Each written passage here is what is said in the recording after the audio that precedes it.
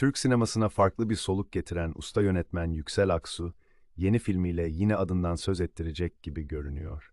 Hem yazıp, hem yönettiği, hem de kamera karşısına geçtiği Bak Postacı Geliyor, izleyiciyi nostalji dolu bir hikayeye davet ediyor. Aksu'nun hem senaryosunu kaleme aldığı, hem de cazgır karakteriyle kamera önünde yer aldığı film, sıradan bir aşk öyküsünden öte, insanın umuda ve inada olan bağlılığını beyaz perdeye taşıyor.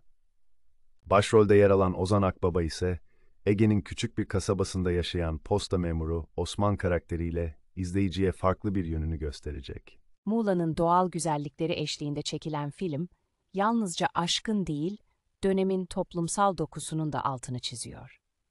Yapımcılığını Pol Films ve Polat Yağcı'nın üstlendiği proje, 1950'li yılların sonunda geçen ve imkansız bir aşk uğruna verilen mücadeleyi merkeze alan bir hikayeyi işliyor. Ancak sinema kulislerinde konuşulanlara göre Yüksel Aksu bu filmle birlikte yalnızca bir dönemi anlatmakla kalmayacak, aynı zamanda kendi kişisel izlerini de perdeye yansıtacak. Özellikle Muğla'da yaşayanların filmdeki karakterlerde ve sahnelerde kendilerinden bir parça bulacağı öne sürülüyor. Bu söylenti bile şimdiden filmi merakla beklenen yapımlar arasına sokmuş durumda. Başrol oyuncusu Ozan Akbaba, çekimler sırasında gördüğü yoğun ilgiden duyduğu memnuniyeti dile getirerek, bölge halkının hem filme hem de rol aldığı televizyon dizisi Uzak Şehir'e gösterdiği sevgiyi vurguladı. Akbaba, bu ilginin kendisini motive ettiğini belirterek, böyle bir sahiplenme oyuncu için büyük bir şans sözleriyle heyecanını paylaştı.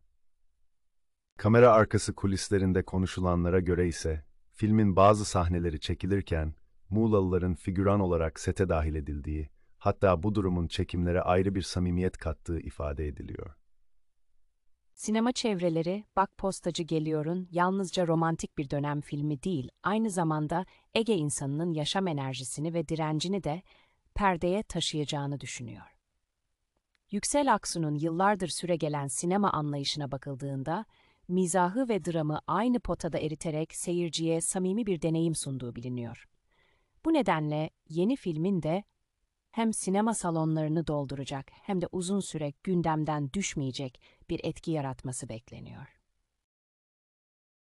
Sonuç olarak aşkı, umudu ve inadı harmanlayan Bak Postacı Geliyor, yalnızca bir film değil, aynı zamanda dönemin ruhunu yeniden hatırlatacak güçlü bir anlatım vaat ediyor. Henüz vizyona girmeden dahi magazin kulislerinde adından söz ettiren bu yapım, Türk sinemasında unutulmazlar arasına girmeye aday görünüyor. Kanala abone ol, videoları beğenmeyi unutma.